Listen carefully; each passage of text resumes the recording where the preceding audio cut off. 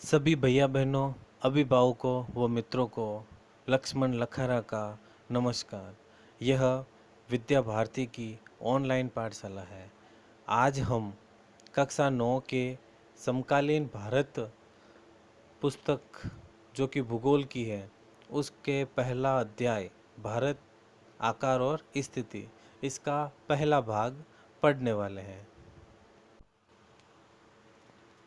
ये है आपके सामने भूगोल का पहला अध्याय भारत आकार और स्थिति। अगर आपको पुस्तक बाज़ार में उपलब्ध नहीं हो पा रही है, लॉकडाउन की वजह से समस्याएं आ रही है, तो मैं आपको इस वीडियो के नीचे डिस्क्रिप्शन में इस पाठ का लिंक दे दूंगा। उस लिंक से आप डायरेक्टली इस पाठ की पीडीएफ को डाउनलोड कर पाएंगे। हम इस पाठ को पढ़ना शुरू करते हैं। भारत विश्व की प्राचीनतम संस्कृतियों में से एक है। पिछले 5 दशकों में भारत ने सामाजिक आर्थिक रूप से बहुमुखी उन्नति की है। कृषि, उद्योग, तकनीकी और सर्वांगीण आर्थिक विकास में अद्भुत प्रगति हुई है। भारत का विश्व इतिहास में महत्वपूर्ण योगदान रहा है। जैसा कि आपने यहाँ पर पढ़ा, भारत विश्व की प्राचीनतम संस्कृतियों में से एक है और पिछले कुछ वर्षों में भारत ने सामाजिक, आर्थिक, कृषि, उद्योग, तकनीकी और सर्वांगीण हर क्षेत्र में बहुत ही उन्नति की है। उसी भारत देश के बारे में आज हम पढ़ने वाले हैं। तो सबसे पहले हम पढ़ेंगे भारत की स्थिति। भारत एक विशाल देश है। यह उत्तरी गोलार्ध में स्थित है। उत्तरी गोलार्ध, उत्तरी गोलार्ध क्या है? पृथ्वी का जो मॉडल होता है, जिसे हम ग्लोब कहते हैं, ग्लोब इस प्रकार से गोलाकार आकृति में होता है। ग्लोब के बीचों बीच में से 0 डिग्री अक्षांश रेखा गुजरती है। ये एक काल्पनिक रेखा है और इस रेखा का नाम है भूमध्य या विषुवत रेखा। भूमध्य रेखा। इस भूमध्य रेखा ने ग्लोब को 2 बराबर भागों में बांट रखा है।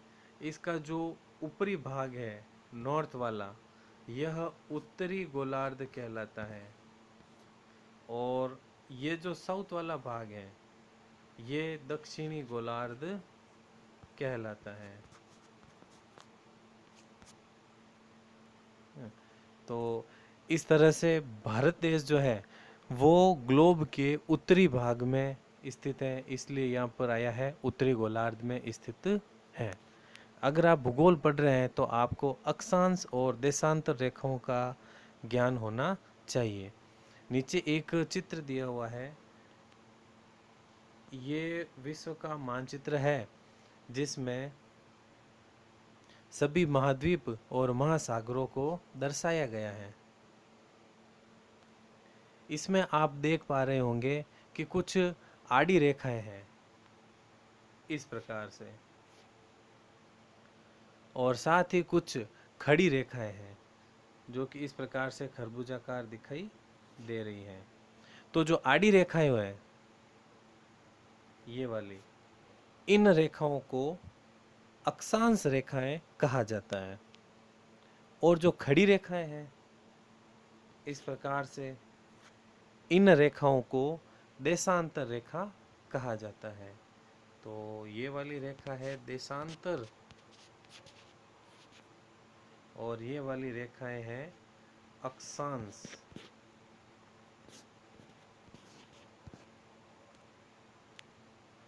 तो इस तरह से आपने जान लिया होगा कि अक्षांश और देशांतर रेखाएं क्या है और कहाँ होती है।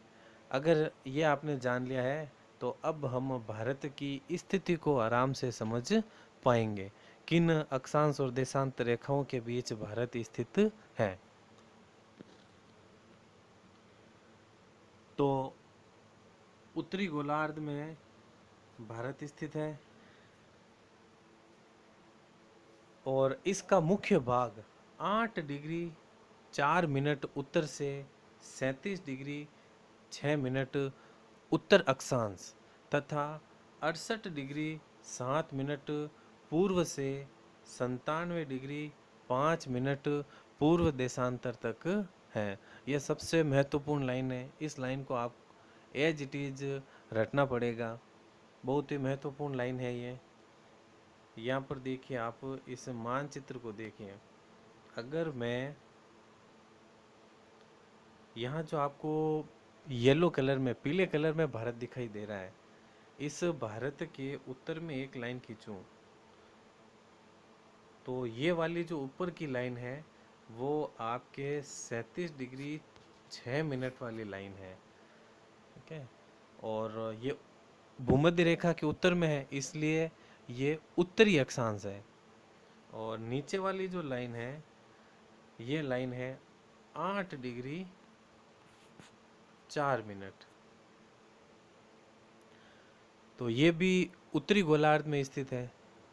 इस तरह से भारत का जो विस्तार या स्थिति आ रही है वो 8 डिग्री 4 मिनट से लेकर 37 डिग्री 6 मिनट के बीच में आ रही है।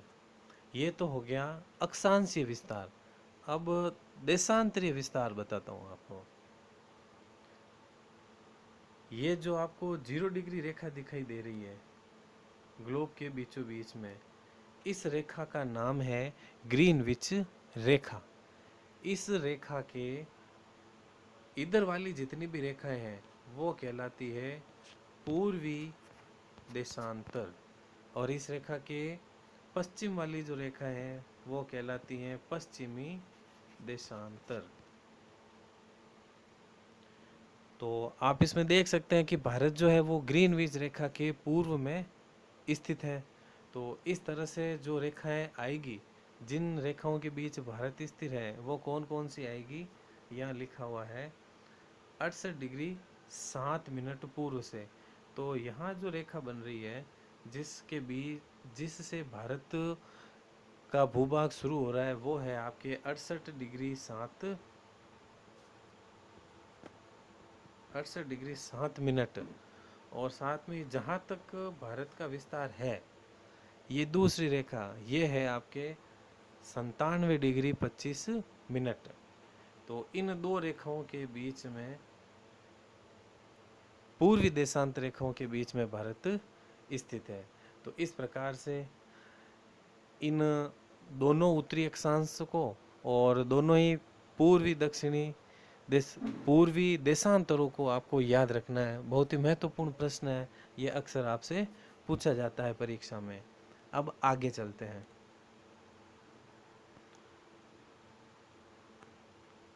कर्क रेखा। कर्क रेखा जिसका मान है 23 डिग्री 30 मिनट, ये उत्तर है। मैं देश को, अब ये जो रेखा है, ये रेखा भारत के लगभग बीचों बीच में से गुजरती है। ये इस प्रकार से यहाँ से गुजरती है। इसको हम कर्क रेखा कहते हैं। और इस कर्क रेखा का मान है 23.5 डिग्री उत्तरी अक्षांश या 23 डिग्री 30 मिनट उत्तरी अक्षांश। ये भारत के बीचों बीच में से गुजरती हैं। यह देश को लगभग 2 बराबर भागों में बांटती है। मुख्य भूभाग के दक्षिण पूर्व में अंडमान और निकोबार द्वीप समूह बंगाल की खाड़ी में है। यहाँ पर कहा जा रहा है दक्षिण पूर्व। अब ये एक दिशा को बता रहा है। कौन सी दिशा को बता रहा है, मैं आपको यहाँ पर बता रहा हूँ। अगर यहाँ पर एक मैं क्रॉस बनाऊँ जिसके सबसे ऊपर है नॉर्थ यानी कि उत्तर, और नीचे है साउथ यानी कि दक्षिण, इधर है ईस्ट यानी कि पूर्व, और इधर है वेस्ट यानी कि पश्चिम। तो दक्षिण पूर्व में, यानी कि इस दिशा में, पूर्व और पश्चिम, सॉरी पूर्व और दक्षिण, इसके बीच में ये जो दिशा है या ये जो भाग है, ये कौन सा भाग हो गया आपके दक्षिण पूर्व। और यहाँ पर क्या स्थित है, अंडमान निकोबार द्वीप समूह, जो कि बंगाल की खाड़ी में है। आगे एक मानचित्र में आपको ये दोनों चीज़ें मैं बताऊंगा, उससे पहले एक और चीज़ पढ़ लेते हैं। यह बताया जा रहा है कि दक्षिण पश्चिम में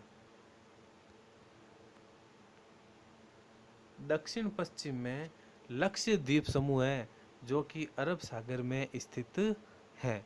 अब दक्षिण पश्चिम दिशा कौन सी हो जाएगी, अगर ये उत्तर है और ये दक्षिण है और ये पूर्व है और ये पश्चिम है, तो इस वाले भाग में, इस भाग में द्वीप समूह है, जिन द्वीप समूह का नाम है लक्षद्वीप समूह, और ये भारत की दक्षिण पश्चिम दिशा में स्थित है।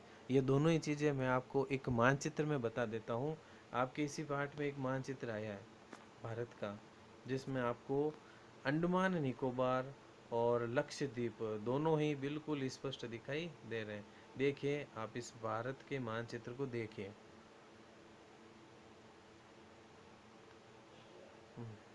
तो अब आप देख पा रहे हैं यहाँ पर, यह है बंगाल की खाड़ी, जो कि भारत के दक्षिण पूर्व दिशा में स्थित है।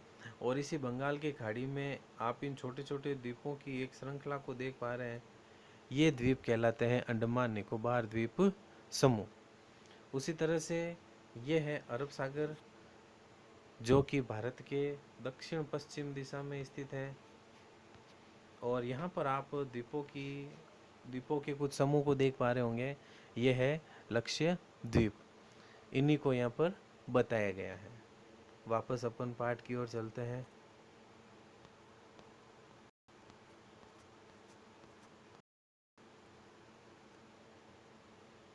हाँ, तो यहीं से हमने पढ़ना शुरू किया था। इस पाठ से संबंधित मैं आपसे कुछ प्रश्न पूछना चाहूँगा, जिसका उत्तर आप नीचे कमेंट में दे सकते हैं।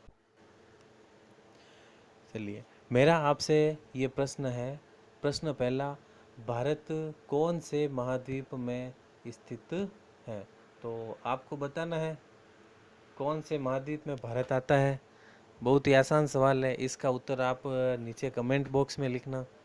और इसी तरह से दूसरा प्रश्न है, भारत के साथ सबसे लंबी सीमा बनाने वाला देश कौन सा है?